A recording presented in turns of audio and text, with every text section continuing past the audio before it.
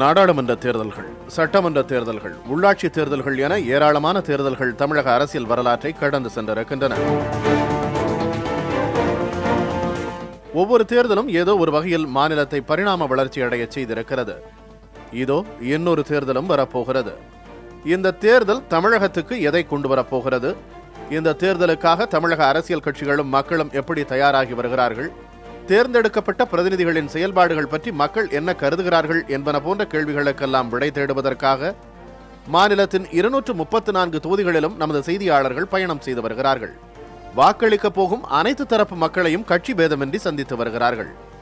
மக்களின் கருத்துக்களை அப்படியே பதிவு செய்கிறார்கள். ஓட்டு வாங்கறதுக்கு மட்டும் வருவாங்க, அதுக்கப்புறம் எங்க வர்றாங்க? அவ்வளவுதான். பெருவாரியான நலன்களை மக்களுக்கு செஞ்சிருக்காரு. என்னன்னு கேட்டிங்கன்னா, ரோடு பூரா குண்டும் குழியுமா தான் இருக்கும். அவங்ககிட்ட போய் அணுகணும்னாக்கும் உடனே ஒரு 10 பேர்கிட்ட கையெழுத்து வாங்கிட்டு வாங்க அப்படின்னு அந்த மக்களை சார்ந்து அந்த வேலைகளை செஞ்சு முடிச்சிடுறாங்க. வாக்குறுதிகள் நிறைவேற்றப்பட்டிருக்கின்றனவா என்பதை நேரில் சென்று ஆய்வு செய்கிறார்கள். மக்கள் பிரதிநிதிகளிடம் மக்களே நேரடியாக கேள்வி கேட்பதற்கான வாய்ப்பை உருவாக்கி தருகிறார்கள். கும்மிடிப்பூண்டி முதல் குமரி வரையிலான இந்த கள ஆய்வில் இன்று நாம் பார்க்க போவது திருவிடைமருதூர் தொகுதி.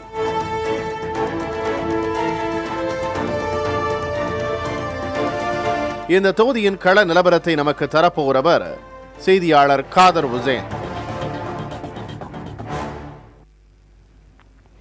தஞ்சாவூர் மாவட்டத்தில் உள்ள ஒரே தனி தொகுதி திருவிடைமருதூர். புகழ்பெற்ற திருத்தலங்களை உள்ளடக்கிய இந்த தொகுதியின் சிறப்புகள் குறித்து இப்பொழுது பார்க்கலாம்.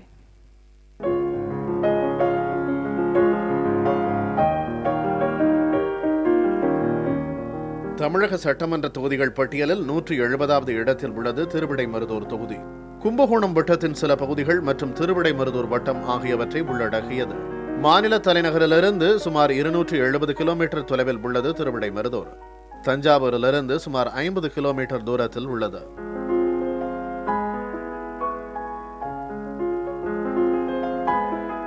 காசிக்கு சமமாக கருதப்படும் திருவிடைமருதூர் மகாலிங்கேஸ்வரர் கோவில், சைவ சமய மடங்களில் புகழ்பெற்ற திருப்பனந்தாள் மடம் போன்றவை இத்தொகுதிக்கு தனித்த அடையாளத்தை தருகின்றன. பட்டு தயாரிப்புக்கு பெயர் பெற்ற திருபுவனம், நெல் ஆராய்ச்சி நிலையத்தை கொண்டுள்ள ஆடுதுறை, நவகிரக தலங்களில் சுக்கிரனுக்கான தலமான கஞ்சனூர் உள்ளிட்ட புகழ்பெற்ற இடங்களை தன்னகத்தை கொண்டுள்ளது திருவிடைமருதூர் தொகுதி. இத்தொகுதிக்கு உட்பட்ட நாச்சியார் கோவில் குத்துவிளக்கு தயாரிப்பிற்கு பெயர் பெற்ற ஒன்றாகும். இத்தொகுதியின் முக்கிய தொழில் விவசாயம். காவிரி மற்றும் கொள்ளிடம் ஆகிய ஆறுகள் மூலம் பாசன வசதி பெறும் 50,000 ஏக்கர் நிலத்தில் நெல், கரும்பு போன்றவை முதன்மையாக பயிரிடப்படுகின்றன. இதுபோக கைத்தறி நெசவு, குத்துவிளக்கு தயாரிப்பு போன்றவை இத்தொகுதியில் நடைபெற்று வரும் பிற தொழில்களாகும். 2008ஆம் ஆண்டு தொகுதி மறுசீரமைப்பு நடவடிக்கையின் போது தனி தொகுதியாக மாற்றம் பெற்றது திருவிடைமருதூர் தொகுதி. இத்தொகுதியின் மொத்த வாக்காளர்களின் எண்ணிக்கை 2,29,304. இதில் ஆண் வாக்காளர்கள் 1,16,576 பேர், பெண் வாக்காளர்கள் 1,12,726 பேர். இந்த தொகுதியின் தற்போதைய சட்டமன்ற உறுப்பினர் திமுகவை சேர்ந்த கோவி செழியன். திருவிடைமருதூர் தொகுதியில் இதுவரை நடைபெற்ற சட்டமன்ற தேர்தல்கள் குறித்த தகவல்களை பார்க்கலாம். தஞ்சாவூர் மாவட்டத்தின் மிக முக்கியமான கிராம பகுதிகளை உள்ளடக்கியது திருவிடைமருதூர் தொகுதி. இந்த தொகுதியானது இதுவரை 9 முறை சட்டப்பேரவை தேர்தல்களை சந்தித்திருக்கிறது. இந்த தேர்தல்களை பொறுத்தவரை அதிகபட்சமாக திமுக இந்த தொகுதியை 5 முறை கைப்பற்றியிருக்கிறது. அதிமுக 2 முறையும், காங்கிரஸ் கட்சி 2 முறையும் இந்த தொகுதியை கைப்பற்றியிருக்கின்றன. அது மட்டுமல்லாமல் 2011ஆம் ஆண்டு நடந்த சட்டப்பேரவை தேர்தலை பொறுத்தவரை இந்த தொகுதியினுடைய மொத்த வாக்காளர்களுடைய எண்ணிக்கையானது 1,90,663 என்ற அளவில் இருந்தது.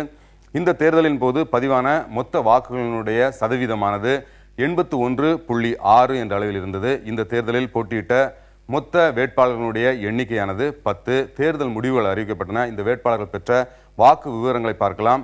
இந்த தேர்தலை பொறுத்தவரை கோவி செழியன் திமுகவை சேர்ந்தவர் 77,175 வாக்குகளை பெற்றார்.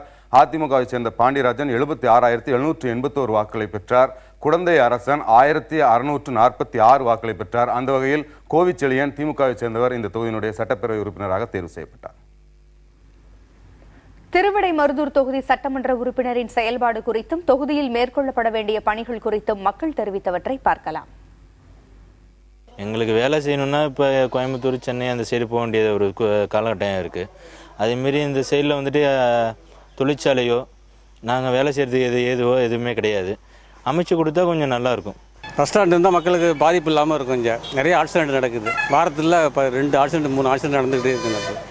இந்த பஸ் ஸ்டாண்டு இருந்தால் மக்களுக்கு தங்க வசதியாக இருக்கும்ல.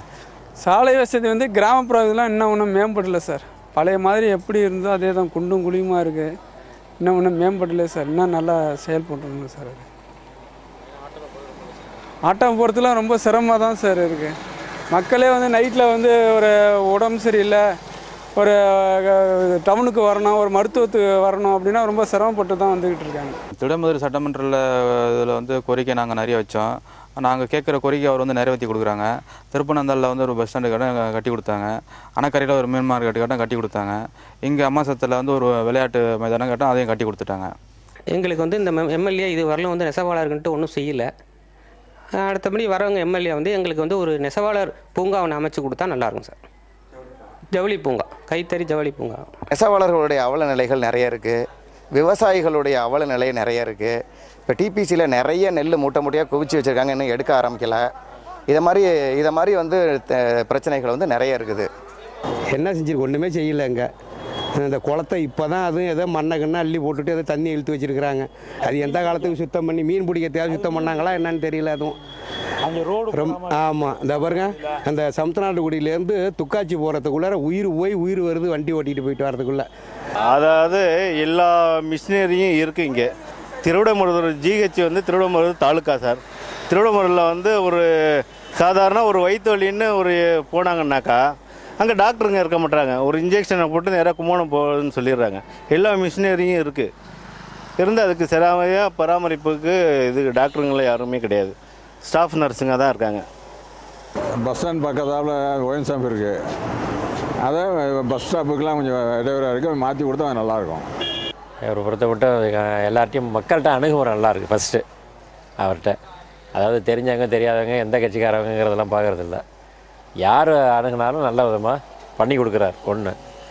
இன்னொன்று, எல்லா துக்க காரியத்துக்கும் அதுபோல் எல்லா ஃபங்க்ஷனுக்கும் கரெக்டாக நல்லது கெட்டது எல்லாத்துக்குமே கரெக்டாக அட்டன் பண்ணுறார். குத்துவிளக்கு பட்டறைக்கு தனியாக ஒரு ஃபேக்ட்ரி தனியாக கவர்மெண்ட்டாக முன்னெடுத்து டவுனுக்குள்ள மக்களுக்கு புகை மண்டலம் இல்லாமல் சுற்றுச்சூழல் சுத்தமாக இருக்கிறதுக்காக தனிப்பட்ட இடமா அந்த ஃபேக்ட்ரியை தனித்தனியாக அவங்க நிறுவனத்துக்கு கவர்மெண்ட்டு ஒரு முதலீடு ₹1 நிர்ணயித்து அவங்களுக்கு ஒரு தனி அறைகளை கட்டி கொடுக்கலாம். இன்றைய தினத்தில் நாம் கும்படிப்பூண்டி முதல் குமரி வரை பகுதியில் இருக்கிறோம். திருவிடைமருதூர் தொகுதி மக்கள் நேரடியாக எழுப்பிய கேள்விகளுக்கு சட்டமன்ற உறுப்பினர் அளித்த பதில்களை பார்க்கலாம்.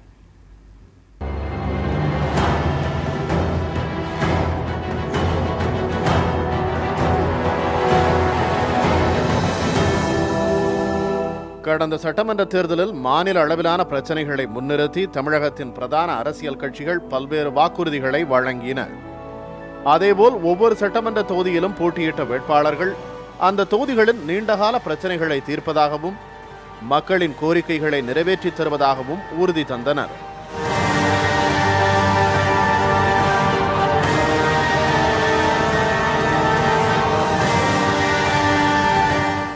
அந்த வகையில் திருவிடைமருதூர் தொகுதி சட்டமன்ற உறுப்பினரான கோவி செழியன் அளித்த வாக்குறுதிகளின் நிலை என்ன என்பதை அறிந்து கொள்ளும் பொருட்டு தொகுதி மக்களில் சிலர் அவரை சந்தித்தனர். அவரிடம் நமது செய்தியாளர் முன்னிலையில் தங்கள் கேள்விகளை கேட்டனர்.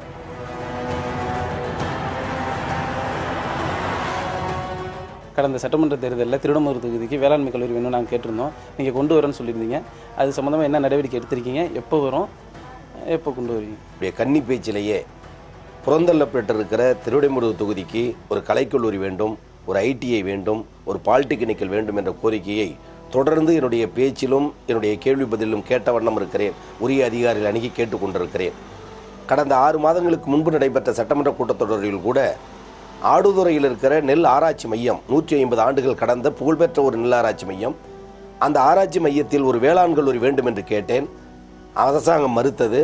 நான் அமைச்சரிடம் மீண்டும் அடம்பிடித்து ஒரு டிப்ளமோவாவது பட்டய படிப்பு படிக்கவாவது அந்த ஆடுதுறை நெல்லராட்சி மையத்தில் நீங்கள் பட்டய படிப்பு கல்லூரி கொண்டு வர வேண்டும் என்ற கோரிக்கையை தொடர்ந்து வைத்த வண்ணம் இருக்கிறேன். ஆனால் தமிழக அரசு, அதிமுக அரசு, எதிர்க்கட்சி சட்டமன்ற உறுப்பினர் என்ற ஒரு காரணத்தினாலேயே என் தொகுதியை முழுமையாக புறந்தள்ளி இருக்கிறார்கள். அமைச்சரிடம் பலமுறை கேட்டபொழுது அமைச்சர் என்ன சொல்கிறார்? உங்களுடைய தொகுதிக்கும் கும்பகோணத்துக்கும் 12 கிலோமீட்டர், உங்கள் தொகுதிக்கும் திருப்பனந்தாளுக்கும் 8 கிலோமீட்டர், உங்கள் தொகுதிக்கும் மயிலாடுதுறைக்கும் 22 கிலோமீட்டர். எனவே குறிப்பிட்ட எல்லைக்குள் கல்லூரி இருக்கிற காரணத்தில் உங்களுக்கு கல்லூரிக்கு இல்லை என்ற பதிலையே ஒரு அரசு சொல்லுமையானால் இங்கு இருக்கிற படித்தவர்கள், பட்டதாரிகள் மேல் படிப்புக்கோ பட்டய படிப்புக்கோ எங்கு செல்வது என்ற ஒரு அவல நிலை இந்த தொகுதி எழுகிறது. எனவே மக்களின் குறையை போக்க எதிர்க்கட்சி வரிசையில் என்று தொடர்ந்து போராடுகிறேன், எதிர்காலத்தும் போராடுவேன். ஒருவேளை அடுத்த கட்டம் திமுக ஆட்சிக்கு வந்தால் நிச்சயமாக கல்லூரியோ ஐடிஐயோ பாலிடெக்னிக்கலோ அல்லது டிப்ளமோ படிக்கக்கூடிய பட்டய படிப்போ கொண்டு வருவேன் என்ற உறுதிமொழியை உத்தரவாதத்தை நான் இப்பொழுது தெரிவிக்க கடமைப்பட்டிருக்கிறேன்.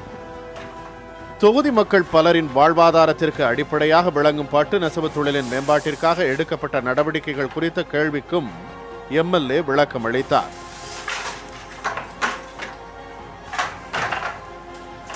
திருவிடைமருதூர் தொகுதியில் விவசாய தொழிலுக்கு அடுத்து தொழில் புரியக்கூடிய தொழில் நெசவு தொழில்.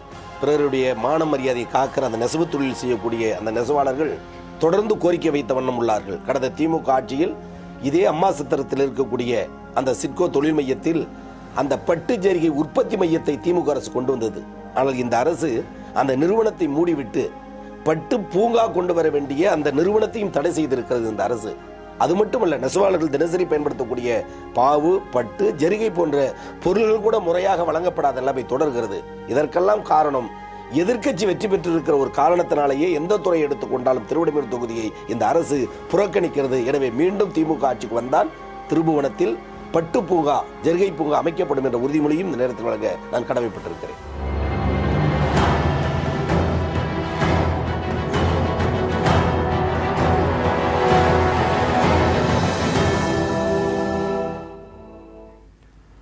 திருவிடைமருதூர் தொகுதி மக்களிடம் அரசியல் விழிப்புணர்வு எப்படி இருக்கிறது பார்க்கலாம். தமிழ்நாட்டில் மொத்தம் எத்தனை சட்டமன்ற தொகுதிகள் இருக்கு? 234 இருக்குங்க சார். தமிழ்நாட்டில் மொத்தம் எத்தனை மாவட்டம் இருக்கு? 30 மாவட்டங்கள், 32 மாவட்டங்கள். சார், தஞ்சாவூரோட கலெக்டர் யார் சார்? சுப்பையன். சார், இப்போ அந்த தமிழ்நாட்டோட எதிர்க்கட்சி தலைவர் யார்? விஜயன் சார். காங்கிரஸோட மாநில தலைவர் யார் சார்? இளங்கோவன். அதே போல் இப்போ வந்து தஞ்சாவூரில் ஒரு அமைச்சர் இருக்காரு, அவர் பேர் என்ன? வைத்தியலிங்கம். சார், தமிழ்நாட்டோட ஆளுநர் யார்? வணக்கம் சார். இப்போ வரக்கூடிய தேர்தல் வந்து சட்டமன்ற தேர்தல் நெருங்கிட்டு இருக்கு. இந்த தேர்தல் சமயத்தில் ஓட்டுக்கு பணம் கொடுத்தா நீங்கள் அது வாங்க மாட்டோம், கட்டாயமாக வாங்க மாட்டோம். மக்களுக்கு நல்லாட்சி யார் கொடுக்குறாங்களோ அவங்களுக்கு தான் ஓட்டு அளிப்போம். ஆமாம், யார் எங்களுக்கு என்ன செய்கிறாங்களோ, நல்லது கிட்ட செய்கிறாங்களோ, மக்களுக்கு என்ன யார் செய்கிறாங்களோ அவங்களுக்கு தான் ஓட்டு அளிப்போம். தஞ்சாவூரில் மொத்தம் எத்தனை சட்டமன்ற தொகுதி சார்? 6 சட்டமன்ற தொகுதி. 6 தான் சார். 6 சட்டமன்ற தொகுதி இருக்கு. 6 சட்டமன்ற தொகுதி தஞ்சாவூர் மாவட்டத்தில் இருக்குங்க. 6 தாங்க சார். 8 சட்டமன்ற தொகுதி. திருவிடைமருதூர் தொகுதியின் அனைத்து பகுதிகளுக்கும் பயணம் செய்து தகவல்களை திரட்டியுள்ள செய்தியாளர் காதர் ஹுசைன் நம்மோடு இணைந்திருக்கிறார். வணக்கம் காதர் ஹுசைன். தொகுதியின் ஒட்டுமொத்த நிலவரம் என்ன? சொல்லுங்க வெங்கட். அதாவது திருவிடைமருதூர் தொகுதியை பொறுத்தவரையில் ஒரு பின்தங்கிய தொகுதி என்றே சொல்ல வேண்டும். இந்த தொகுதியை பொறுத்தவரையில் விவசாயம் என்பது மிகவும் முக்கியமான தொழிலாக உள்ளது. ஆனால் அந்த விவசாயத்திற்கு மூல ஆதாரமான தண்ணீர் வரக்கூடிய வாய்க்கால்கள், வரத்து வாய்க்கால்கள், ஏரி குளங்கள் என்பது தற்பொழுது வரை எந்த அளவிலும் தூர்வாரப்படாமலே உள்ளது. இதனால் மழை பெய்தால் தண்ணீர் தேங்கக்கூடிய நிலையும், ஆற்றில் தண்ணீர் திறந்தால் தண்ணீரானது வயலுக்கு வர முடியாத நிலையும் என்பது ஏற்படுகிறது. காய்வதும் பாய்வதுமாகவே இந்த விவசாயிகளின் நிலை என்பது உள்ளது.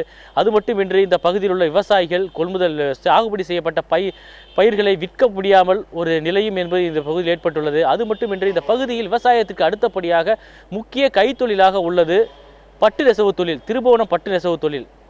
இந்த பட்டு நெசவு தொழிலுக்கு இந்த தொகுதியில் உள்ள பட்டு நெசவு தொழிலுக்கு மூலப்பொருட்கள் என்பது வெகு தூரம் சென்று வாங்க வேண்டும், அதிக விலை கொடுத்து வாங்க வேண்டி உள்ளது.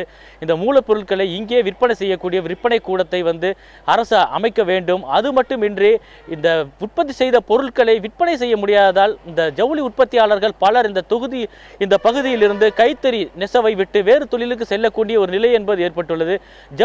திருப்பூர், ஈரோடில் உள்ளது போல ஜவுளி பூங்கா ஒன்றை இந்த பகுதியில் அமைக்க வேண்டும். அப்பொழுதுதான் திருபுவனம் கைத்தறி பட்டை காப்பாற்ற முடியும் என்றும் கூறுகின்றனர். அது மட்டுமின்றி புவிசார் குறியீடு பெற்ற தஞ்சையின் முக்கியமான நாச்சியார் கோயில் குத்துவிளக்கு உலக அளவில் புகழ்பெற்ற இந்த குத்துவிளக்கு உற்பத்தி பெற்றக்கூடிய இடம் இது. இந்த உற்பத்திக்கு மூலப்பொருட்கள் என்பது இங்கே கிடைப்பதில்லை. அதிக விலை கொடுத்து மூலப்பொருட்களை வாங்கக்கூடிய நிலை என்பது இப்பகுதியில் நிலவுகிறது. அது மட்டுமின்றி அந்த விற்பனை கூடம் அகில இந்திய அளவில் இந்த விற்பனையாளர்களும் கொள்முதல் செய்பவர்கள் இங்கே வந்து வாங்கக்கூடிய அளவில் விற்பனை கூடத்தை அரசு அமைத்து தர வேண்டும் என்பது இப்பகுதி மக்களுடைய நீண்ட நாள் கோரிக்கையாக உள்ளது. அது மட்டுமின்றி